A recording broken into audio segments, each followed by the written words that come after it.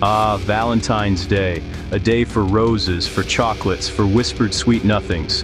A day when love is, supposedly, in the air. But as we all know, where there is great light, there can also be a great shadow. And on this one day, a day dedicated to the matters of the heart, that shadow can grow very long and very dark indeed. It's a day when passions run high, and sometimes they boil over into something else entirely.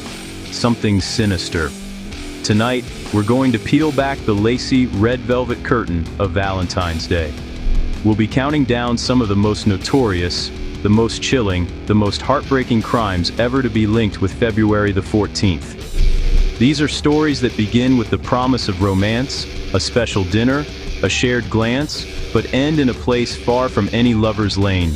A place of sirens and yellow tape and questions that may never find their answers. So, settle in. Because the stories we're about to explore prove that sometimes the most dangerous day of the year isn't some dark and stormy night in October. Sometimes it's a day decorated with hearts and flowers. These are the tales of love gone terribly, tragically wrong.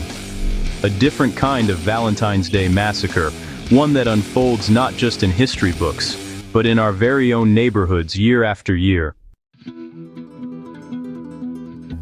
Our countdown begins nearly a century ago, on a bitter cold morning in Chicago, February 14th, 1929. The city was in the icy grip of Prohibition, and a man named Al Capone was its undisputed king.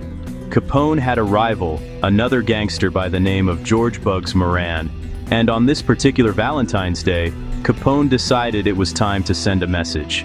Not with a card, but with bullets. The location was a garage on North Clark Street, a nondescript brick building that served as Moran's headquarters. The plan was as simple as it was brutal. 4 of Capone's men, 2 of them dressed as police officers, would stage a raid. It was a clever ruse. No one would question the sight of uniformed men leading a group of gangsters out with their hands up. It was, after all, Chicago in the 20s. 7 of Moran's men were inside that garage, waiting for a shipment of bootlegged whiskey. They saw the police car pull up and likely thought it was just another shakedown. They were lined up against a brick wall, their backs to their executioners.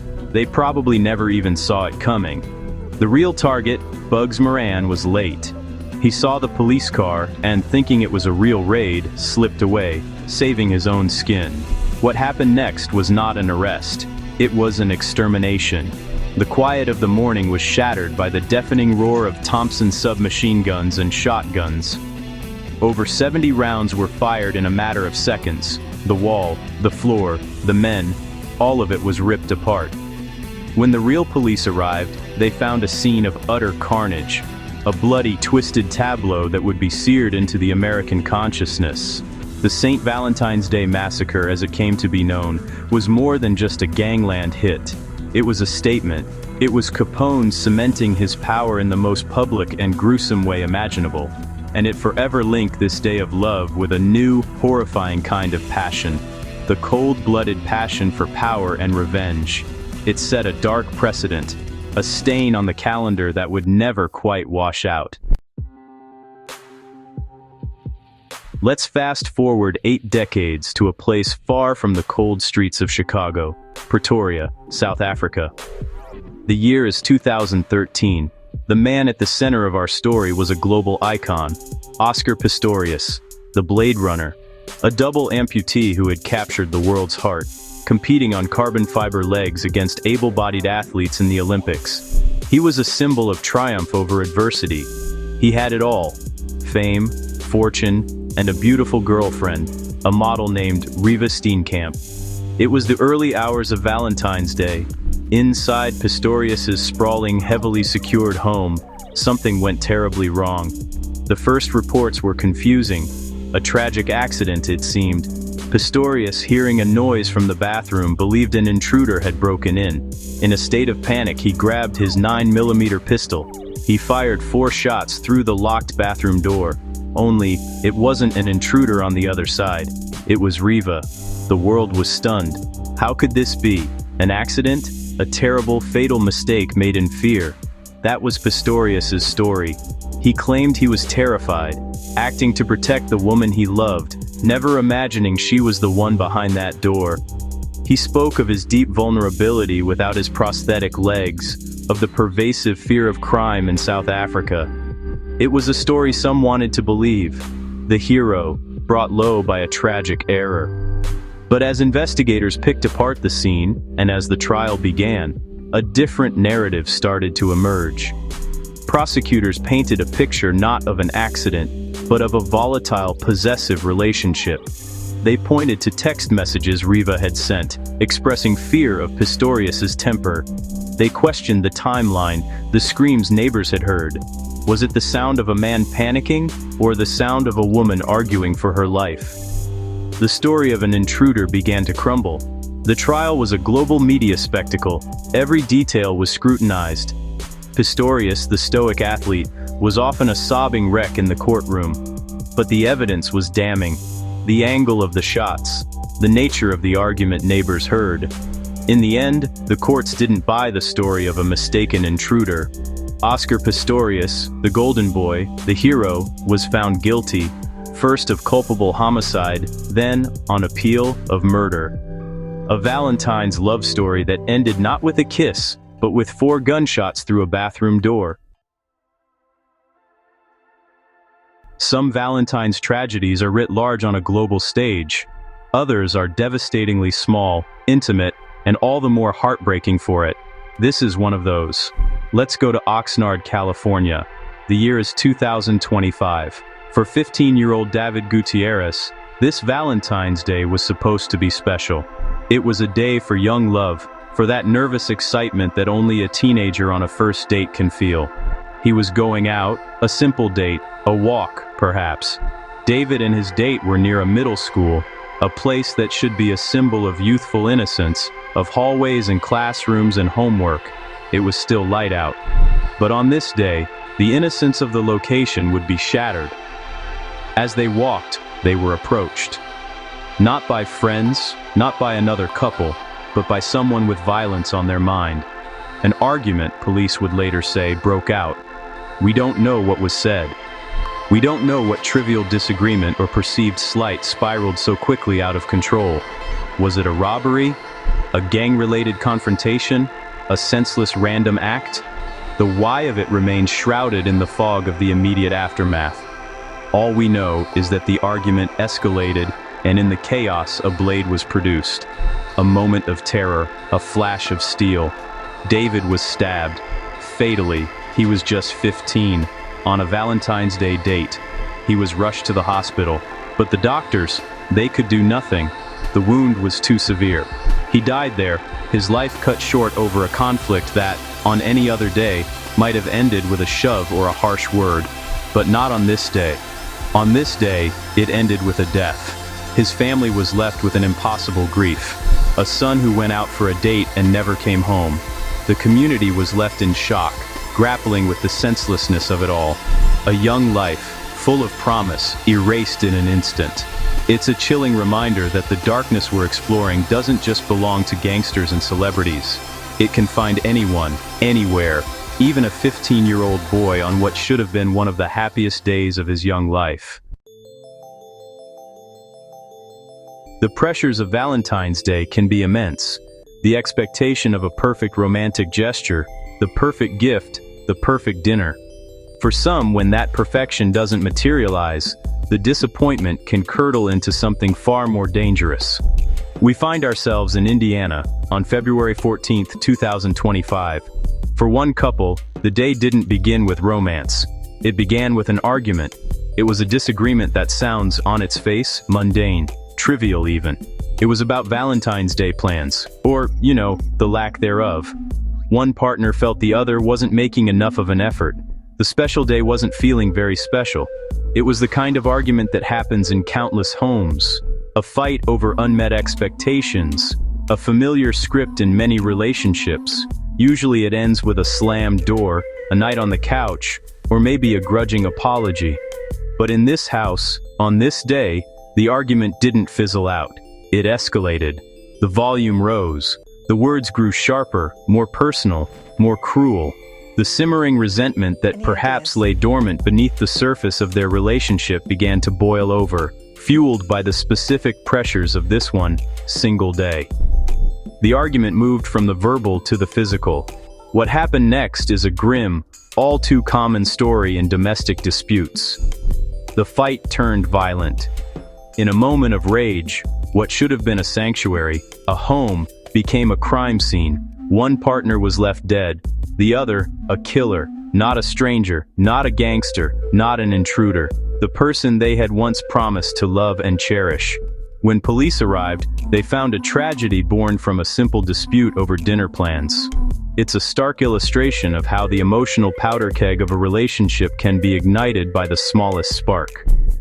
On Valentine's Day, a day that's supposed to celebrate love, the pressure to celebrate it can become a weapon. For this Indiana couple, an argument over a romantic dinner ended up being their last supper. Sometimes the Valentine's Day crime isn't a crime of passion, but one of cold, hard calculation. A plan hatched not in a moment of rage, but over weeks, or even months.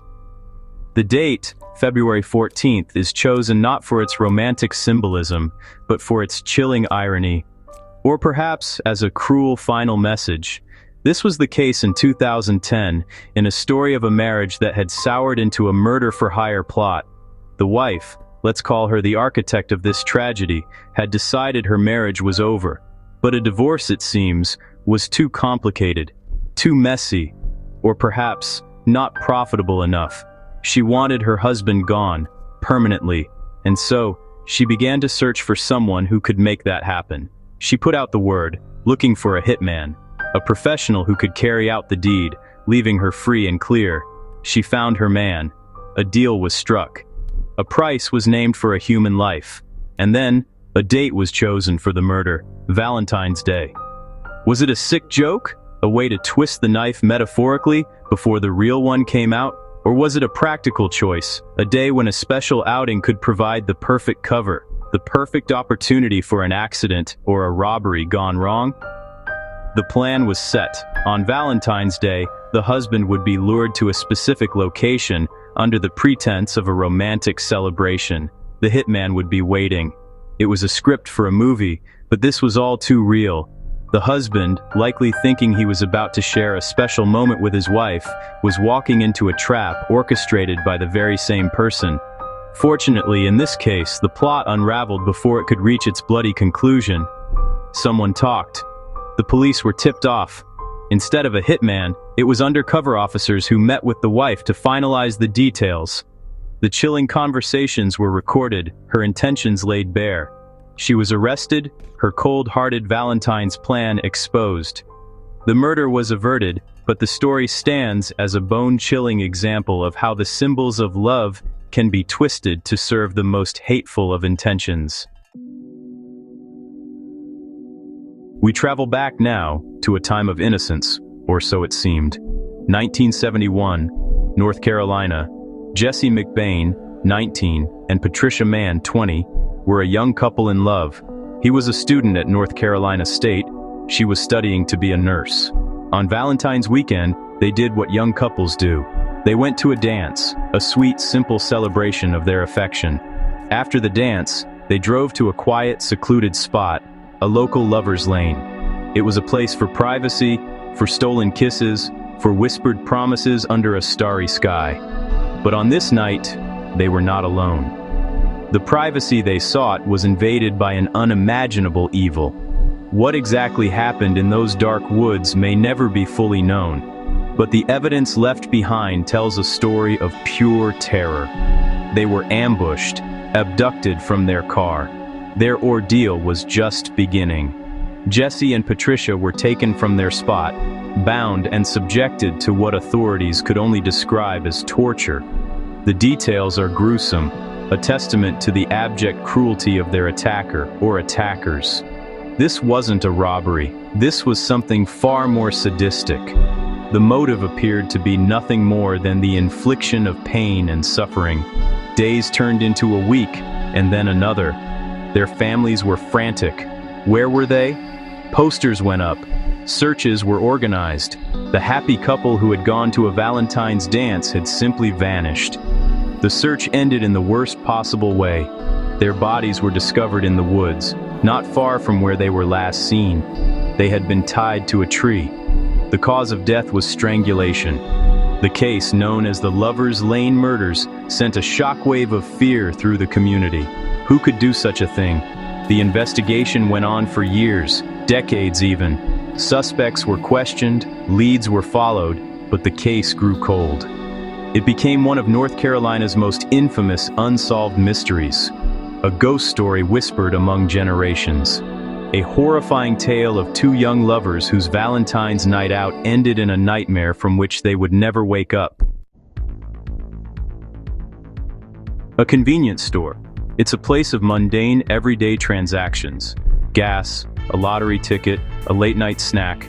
It's a brightly lit box of normalcy in the quiet of the night.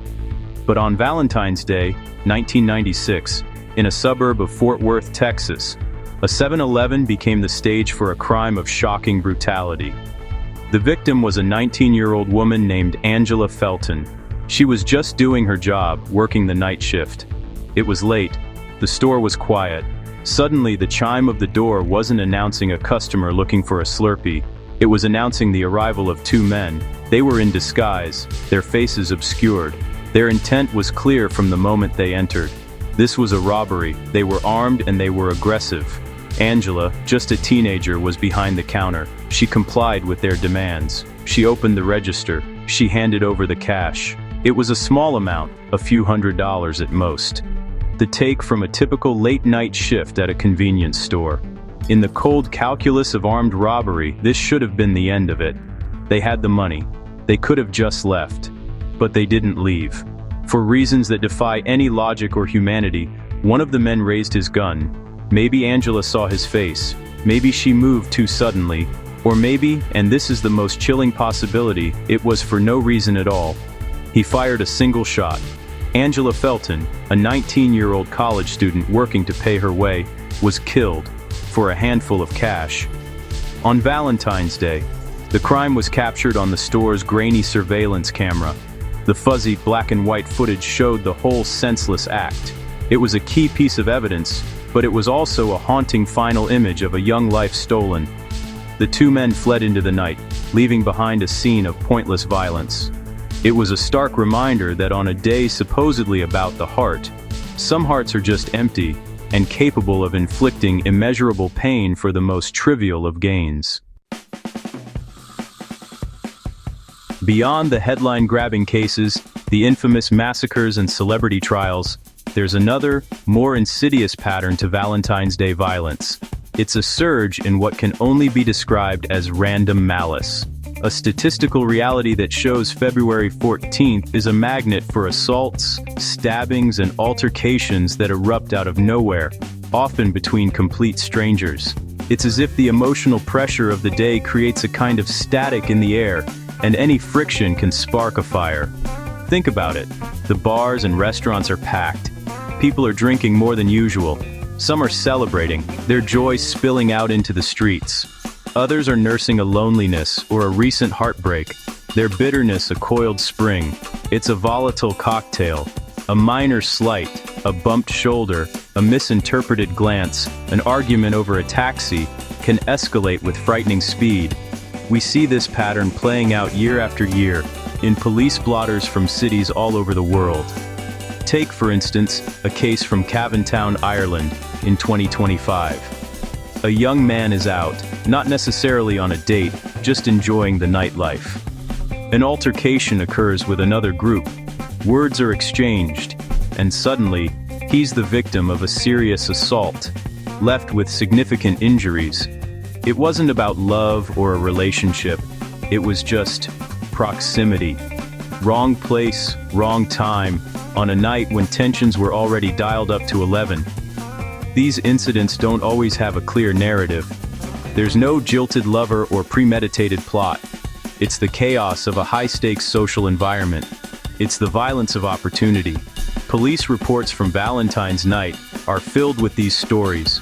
Bar fights that end with broken bottles. Parking lot disputes that end with drawn knives. street corner arguments that end with someone in an ambulance.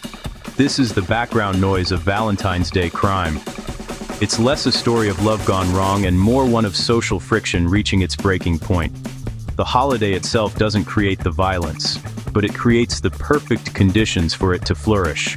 It crams people together, amplifies their emotions, and lowers their inhibitions. And in that chaotic environment, the potential for random, senseless harm becomes terrifyingly real. Not every Valentine's crime comes with a neat conclusion, a conviction, or a clear motive.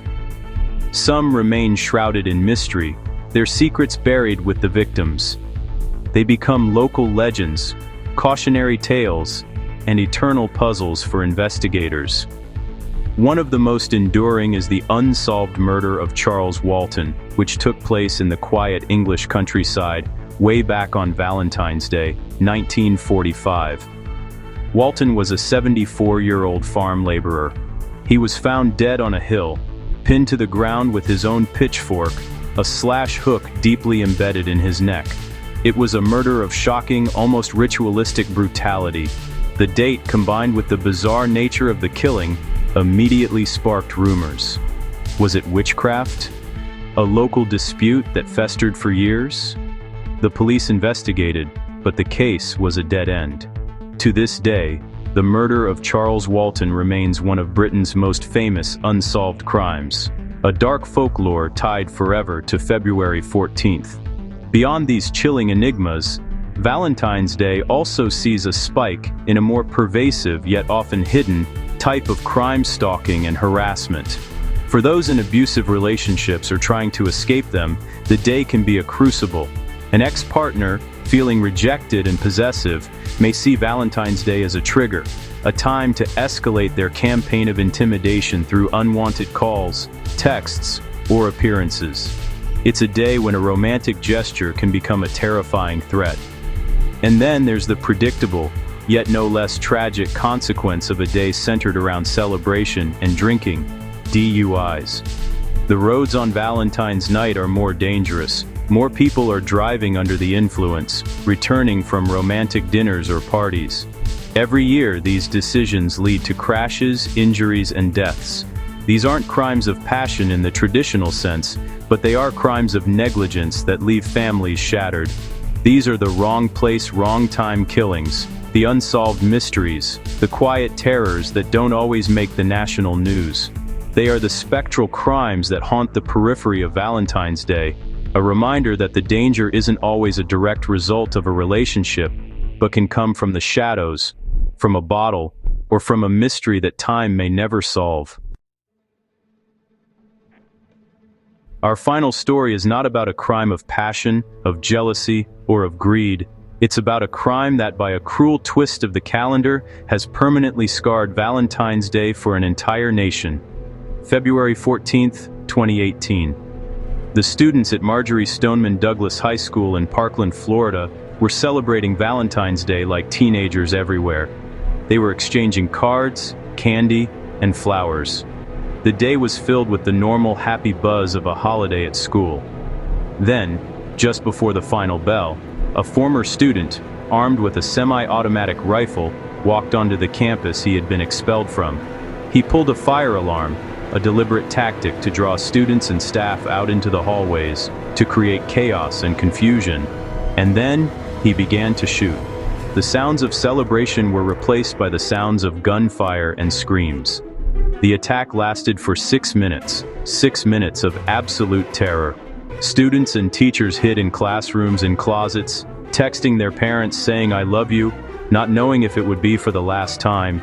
The gunmen stalked the hallways, firing indiscriminately into rooms, shattering windows and shattering lives. When it was over, 17 people were dead, 14 students and 3 staff members. Another 17 were wounded. The school, once a place of learning and friendship, was now a scene of unimaginable horror. The heart-shaped balloons and scattered carnations on the floor were now mixed with blood and bullet casings. A more profound and sickening contrast is hard to imagine.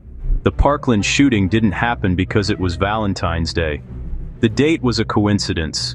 But that coincidence is now an unbreakable bond.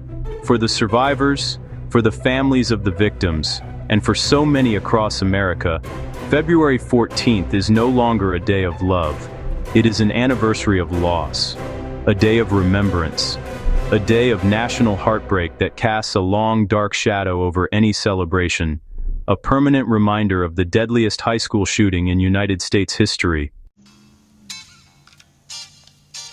So, after journeying through these stories of malice and murder, is Valentine's Day cursed? Is there some dark energy attached to February the 14th that drives people to do the unthinkable? The truth, as it so often is more mundane, and perhaps more unsettling. The day isn't cursed, it's just a catalyst. It's a day that puts human emotion under a microscope and under a great deal of pressure. Think of it as a perfect storm. We have more people drinking, which lowers inhibitions and clouds judgment. We have intense emotional expectations, the pressure for the perfect romantic display, which can lead to profound disappointment or explosive arguments. Relationships are put to the test, and any existing cracks can be split wide open.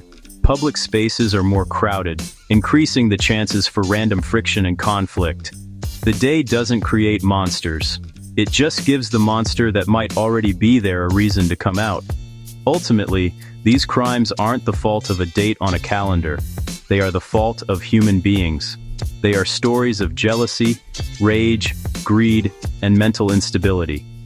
Valentine's Day simply provides the backdrop, the stage on which these all-too-human tragedies play out. It turns up the volume on everything, good and bad. And as we've seen, when things go bad on Valentine's Day, they can go very, very bad. It's a sobering reality check, a reminder that the greatest dangers often come not from a supernatural curse, but from the darkness that can exist within the human heart.